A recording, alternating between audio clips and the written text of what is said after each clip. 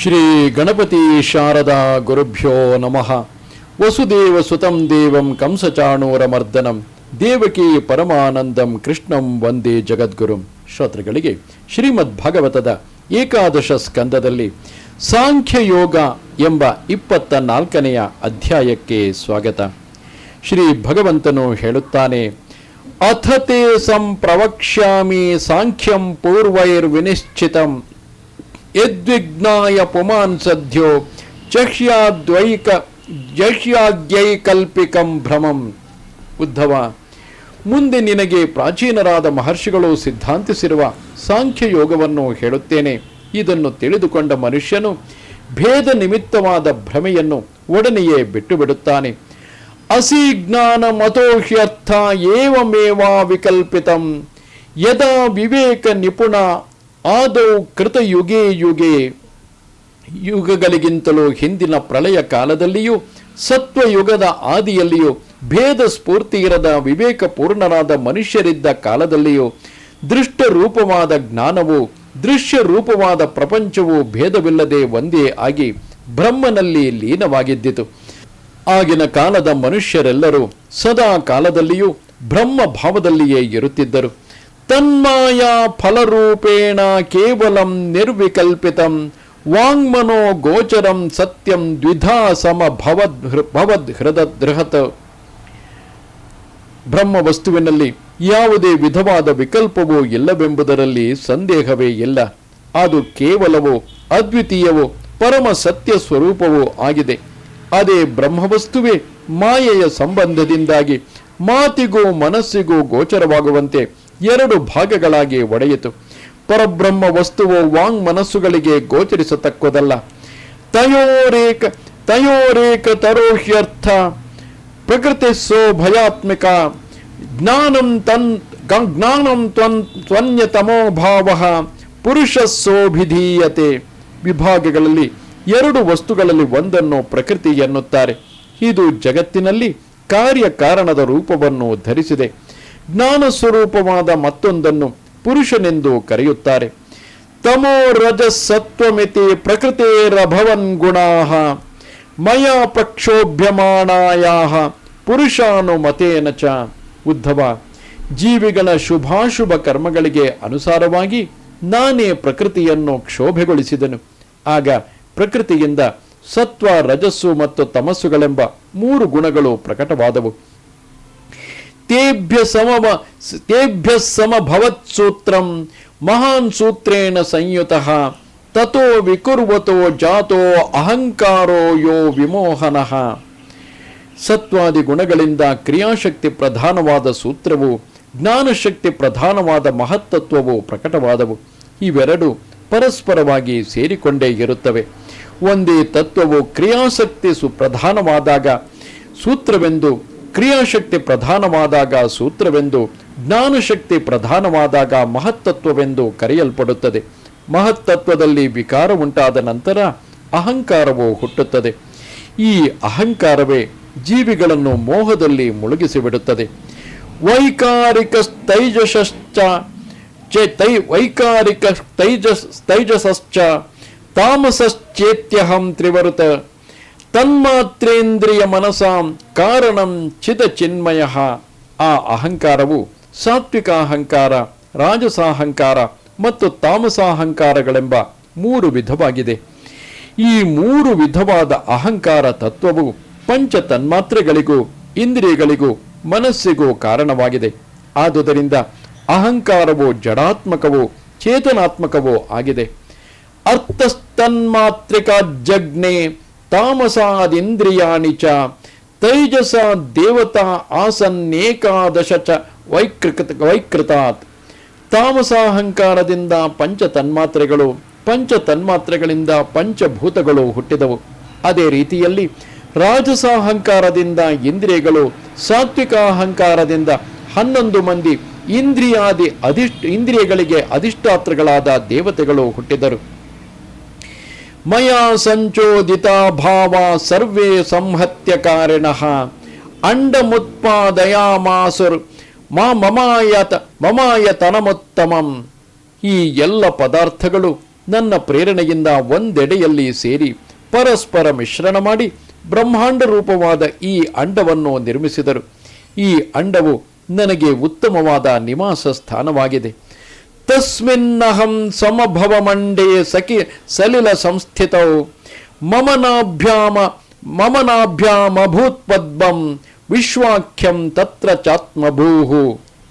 ನೀರಿನ ಮಧ್ಯದಲ್ಲಿದ್ದ ಅಂಡದಲ್ಲಿ ನಾನು ನಾರಾಯಣ ರೂಪದಿಂದ ಪ್ರಕಟವಾದೆನು.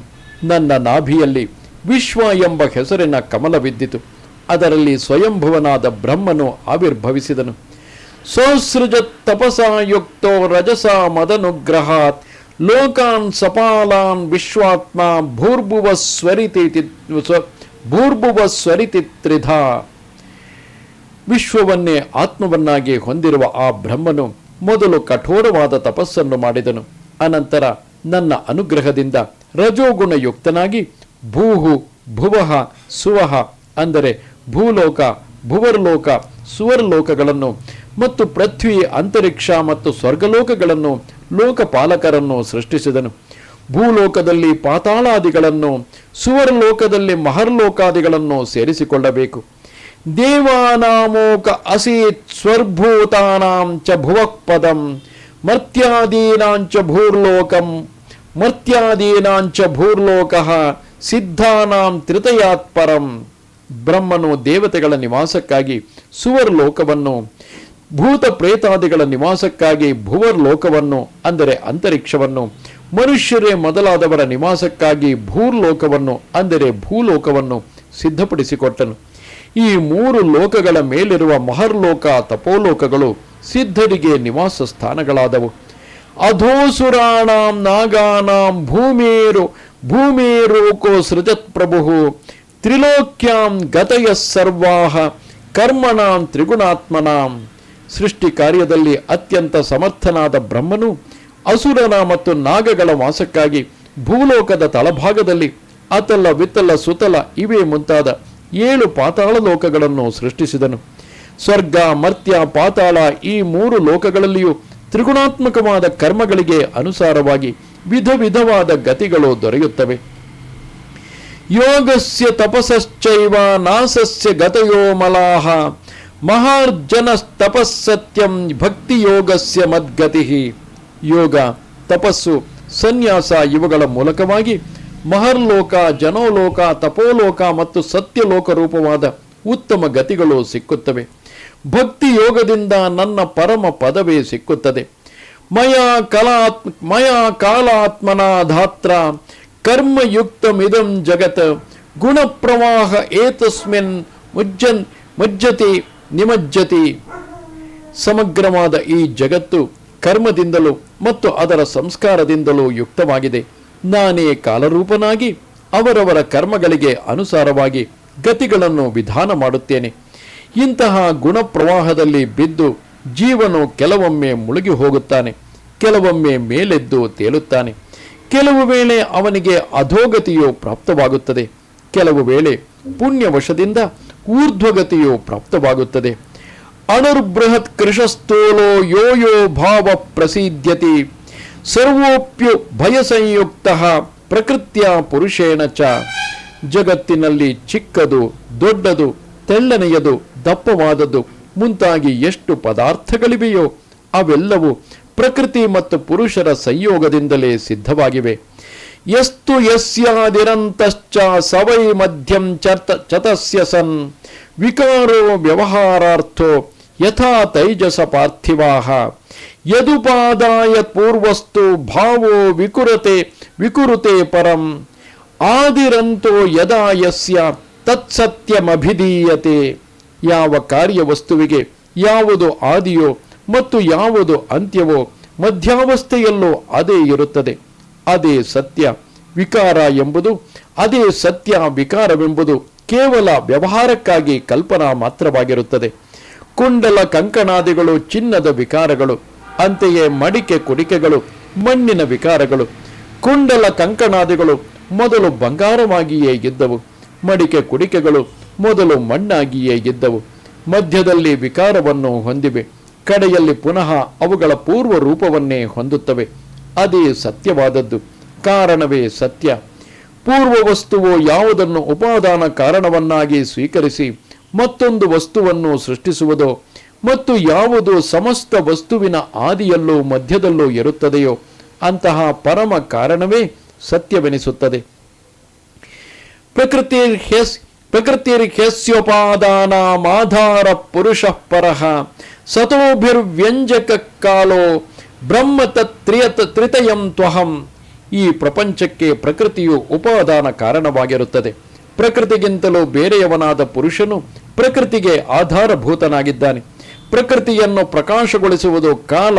ಪ್ರಕೃತಿ, ಪುರುಷ ಮತ್ತು ಕಾಲ ಈ ಮೂರು ವಸ್ತುತಃ ಬ್ರಹ್ಮ ಸ್ವರೂಪಗಳೇ ಆಗಿವೆ.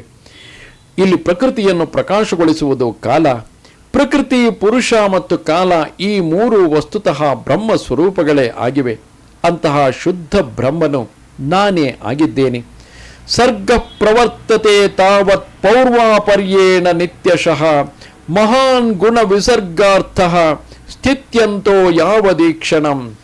ಯಾವತ್ತಿನವರೆಗೆ ಪರಮಾತ್ಮನ ಈ ಕ್ಷಣ ಶಕ್ತಿಯು ತನ್ನ ಕಾರ್ಯವನ್ನು ಮಾಡುತ್ತಿರುತ್ತದೆಯೋ, ಎಲ್ಲಿಯವರೆಗೆ ಅವನಿಗೆ ಪಾಲನ ಪ್ರವೃತ್ತಿ ಇರುತ್ತದೆಯೋ ಅಲ್ಲಿಯವರೆಗೂ ಜೀವಿಗಳ ಕರ್ಮ ಫಲದ ಉಪಭೋಗಕ್ಕಾಗಿ ಕಾರ್ಯಕಾರಣ ರೂಪದಿಂದ ಅಥವಾ ತಂದೆ ಮಕ್ಕಳ ರೂಪದಿಂದ ಈ ಸೃಷ್ಟಿ ಚಕ್ರವು ನಿರಂತರವಾಗಿ ಚಲಿಸುತ್ತಲೇ ಇರುತ್ತದೆ.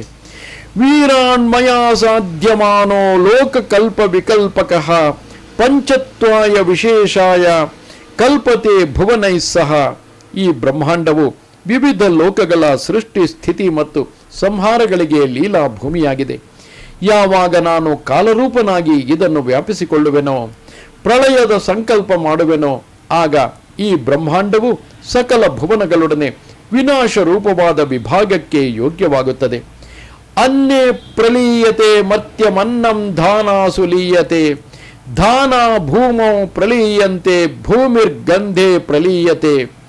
ವ್ಯುತ್ಕ್ರಮವಾದ ರೀತಿಯಲ್ಲಿ ಒಂದರಲ್ಲೊಂದು ಲೀನವಾಗುವ ಪ್ರಕ್ರಿಯೆಯು ಹೀಗಿದೆ. ಪ್ರಾಣಿಗಳ ಶರೀರವು ಅನ್ನದಲ್ಲಿಯೂ, ಅನ್ನವು ಬೀಜದಲ್ಲಿಯೂ, ಬೀಜವು ಭೂಮಿಯಲ್ಲಿಯೂ, ಭೂಮಿಯು ಗಂಧ ತನ್ಮಾತ್ರೆಯಲ್ಲಿಯೂ ಲೀನವಾಗುತ್ತದೆ. ಯಾವ ಅನ್ನದಿಂದ ಶರೀರವು ವೃದ್ಧಿಯನ್ನು ಹೊಂದುವುದೋ ಆ ಅನ್ನವು 100 ವರ್ಷಗಳ ಅನಾವೃಷ್ಟಿಯಿಂದ ಕ್ಷೀಣವಾಗುವುದು. ಆ ಅನ್ನದಲ್ಲಿಯೇ ಶರೀರವು ಲಯವಾಗುತ್ತದೆ. ಅನ್ನವು ಬೀಜ ಮಾತ್ರವಾಗಿಯೇ ಉಳಿಯುವ ಧಾನ್ಯದಲ್ಲಿ ಲೀನವಾಗುವುದು. ಬೀಜ ರೂಪಗಳಾದ ಧಾನ್ಯಗಳು ಭೂಮಿಯಲ್ಲಿ ಬಿತ್ತಲ್ಪಟ್ಟು ಮೊಳೆಯದೆ ಅಲ್ಲಿಯೇ ಲೀನವಾಗುವವು. ಭೂಮಿಯು ಗಂಧದಲ್ಲಿ ಲೀನವಾಗುವುದು ಎಂದರೆ ಪ್ರಳಯ ಕಾಲದ ಸೂರ್ಯನಿಂದ ಶೋಷಿಸಲ್ಪಟ್ಟುದಾಗಿಯೂ ಸಂಕರ್ಷಣ ಮುಖಾಗ್ನಿಯಿಂದ ದಗ್ಧವಾಗಿಯೂ ಸೂಕ್ಷ್ಮ ಭೂತವೆನಿಸಿದ ಗಂಧ ಮಾತ್ರದ ಸ್ವರೂಪದಿಂದ ಉಳಿದುಕೊಳ್ಳುವುದು. ಅಪ್ಸು ಪ್ರಲೀಯತೆ ಗಂಧ ಆಪಶ್ಚ ಸ್ವಗುಣೇ ರಸೆ ಲೀಯತೆ ಜ್ಯೋತಿಷಿರಸೋ ಜ್ಯೋತಿ ರೂಪೇ ಪ್ರಲೀಯತೆ. ಗಂಧವು ಜಲದಲ್ಲಿಯೂ, ಜಲವು ತನ್ನ ಗುಣವಾದ ರಸದಲ್ಲಿಯೂ, ರಸವು ತೇಜಸ್ಸಿನಲ್ಲಿಯೂ, ತೇಜಸ್ಸು ರೂಪದಲ್ಲಿಯೂ ಲೀನವಾಗುತ್ತದೆ. ಗಂಧವು 100 ವರ್ಷಗಳ ಅತಿವೃಷ್ಟಿಯಿಂದ ವೃದ್ಧಿಯಾದ ಮಹಾಜಲದಲ್ಲಿ ಲೀನವಾಗುವುದು. ಆ ಜಲವು ತೇಜಸ್ಸಿನಿಂದ ಶೋಷಿಸಲ್ಪಟ್ಟುದಾಗಿ ತನ್ನ ಗುಣವಾದ ರಸದಲ್ಲಿ ಲಯವನ್ನು ಹೊಂದಿ ರಸಮಾತ್ರ ರೂಪದಿಂದ ನಿಲ್ಲುವುದು.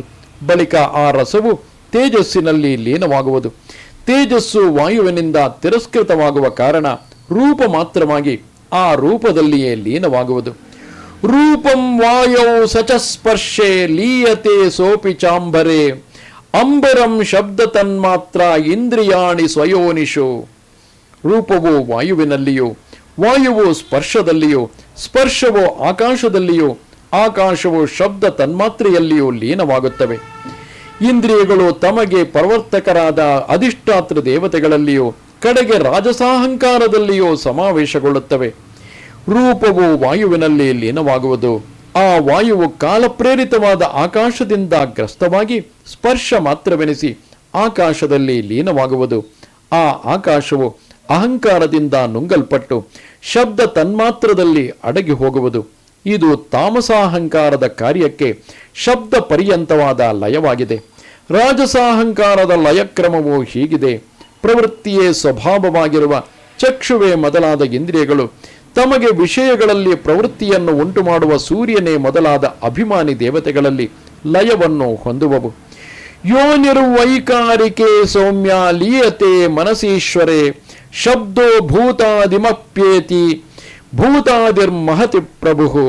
ಸೌಮ್ಯನೇ ಉದ್ಧವ, ರಾಜಸಾಹಂಕಾರವು ತನಗೆ ನಿಯಾಮಕವಾದ ಸಾತ್ವಿಕಾಹಂಕಾರ ರೂಪವಾದ ಮನಸ್ಸಿನಲ್ಲಿಯೂ, ಶಬ್ದ ತನ್ಮಾತ್ರೆಯು ಪಂಚಭೂತಗಳಿಗೆ ಕಾರಣವಾದ ತಾಮಸಾಹಂಕಾರದಲ್ಲಿಯೂ, ಸಮಸ್ತ ಜಗತ್ತನ್ನು ವಿಮೋಹಗೊಳಿಸಲು ಸಮರ್ಥವಾದ 3 ವಿಧವಾದ ಅಹಂಕಾರಗಳು ಮಹತ್ತತ್ವದಲ್ಲಿಯೂ ಲೀನವಾಗುತ್ತವೆ. ಪರಮಾರ್ಥವಾಗಿ ಇಂದ್ರಿಯಗಳು ತಮಗೆ ಮುಖ್ಯ ಕಾರಣವಾದ ರಾಜಸಾಹಂಕಾರದಲ್ಲಿ ಲೀನವಾಗುವವು. ಸೂರ್ಯನೇ ಮೊದಲಾದ ಇಂದ್ರಿಯಾಭಿಮಾನಿ ದೇವತೆಗಳು ಸರ್ವೇಂದ್ರಿಯಗಳಿಗೂ ಪ್ರೇರಕವಾದುದರಿಂದ ನಿಯಾಮಕವಾದ ಮನಸ್ಸಿನಲ್ಲಿ ಲೀನವಾಗುವರು. ಆ ಮನಸ್ಸು ದೇವತೆಗಳಿಂದೊಡಗೂಡಿ ಸಾತ್ವಿಕಾಹಂಕಾರದಲ್ಲಿ ಲೀನವಾಗುವುದು. ತಾಮಸಾಹಂಕಾರ ಕಾರ್ಯವಾಗಿ ಉಳಿದಿರುವ ಶಬ್ದವು ತಾಮಸಾಹಂಕಾರದಲ್ಲಿಯೇ ಲೀನವಾಗುವುದು. ಹೀಗೆ ಸಮರ್ಥವಾಗಿರುವ ಅಹಂಕಾರ ತ್ರಯವು ಜಡಾಂಶವನ್ನುಳಿದು ಜ್ಞಾನ ಕ್ರಿಯಾಶಕ್ತಿ ರೂಪವಾಗಿ ಮಹತ್ತತ್ವದಲ್ಲಿ ಲೀನವಾಗುವುದು. ಸಲೀಯತೆ ಮಹಾನ್ ಸ್ವೇಷು ಗುಣೇಶು ಗುಣವತ್ತಮಃ ತೇ ವ್ಯಕ್ತಿ ಸಂಪ್ರಲೀಯಂತೆ ತತ್ಕಾಲೇ ಲೀಯತೆ ವ್ಯಯೇ. ಗುಣಯುಕ್ತವಾದ ವಸ್ತುಗಳಲ್ಲಿ ಶ್ರೇಷ್ಠವಾದ ಮಹತ್ತತ್ವವು ತನ್ನ ಕಾರಣ ಗುಣಗಳಲ್ಲಿ ಲೀನವಾಗುತ್ತದೆ. ಗುಣಗಳು ಅವ್ಯಕ್ತ ಪ್ರಕೃತಿಯಲ್ಲಿಯೂ, ಪ್ರಕೃತಿಯು ತನಗೆ ಪ್ರೇರಕವಾದ ಅವಿನಾಶಿಯಾದ ಕಾಲದಲ್ಲಿಯೂ ಲೀನವಾಗುತ್ತದೆ. ಜ್ಞಾನಶಕ್ತಿ ಕ್ರಿಯಾಶಕ್ತಿ ಮಾತ್ರ ರೂಪವಾಗಿರುವುದರಿಂದ ಗುಣಯುಕ್ತವಾದ ವಸ್ತುಗಳಲ್ಲಿ ಶ್ರೇಷ್ಠವಾದ ಆ ಮಹತ್ತತ್ವವು ಆ ಭಾವವನ್ನುಳಿದು ಸ್ವಕಾರಣಗಳಾದ ತ್ರಿಗುಣಗಳಲ್ಲಿ ಗುಣತ್ರಯ ರೂಪವಾಗಿ ಲೀನವಾಗುವುದು. ಆ ಗುಣಗಳು ಪ್ರಕೃತಿಯಲ್ಲಿ ಲಯವನ್ನು ಪಡೆದು ಸಾಮಾನ್ಯಾವಸ್ಥೆಯಿಂದ ನಿಲ್ಲುವವು. ಆ ಪ್ರಕೃತಿಯು ಕ್ಷಣ ನಿಮೇಷಾದಿ ವೃತ್ತಿಗಳಿಲ್ಲದ ಕಾಲದಲ್ಲಿ ಲಯವನ್ನು ಹೊಂದುವುದು. ಪ್ರಕೃತಿಯು ಕಾಲಾಧೀನವಾದುದರಿಂದ ಕಾಲದೊಡನೆ ಏಕೀಭವಿಸಿರುವುದು. ಕಾಲೋ ಮಾಯಾಮಯೇ ಜೀವೇ ಜೀವ ಆತ್ಮನಿ ಮಯ್ಯುಜೇ.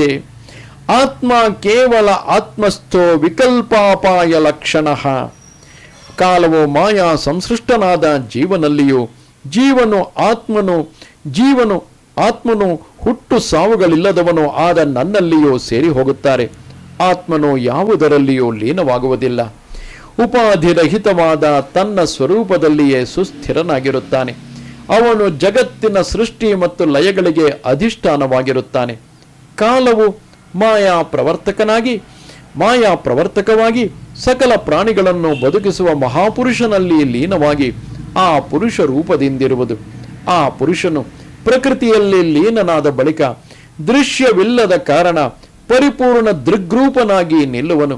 ಆತ್ಮನು ಪ್ರಪಂಚೋತ್ಪತ್ತಿ ಲಯಗಳ ಅಧಿಷ್ಠಾನತ್ವದಿಂದ ಜ್ಞಾಪಿಸಲ್ಪಡುವನಾದ ಕಾರಣ ನಿರುಪಾಧಿಕನಾದ ತನ್ನಲ್ಲಿಯೇ ಇರುವನು.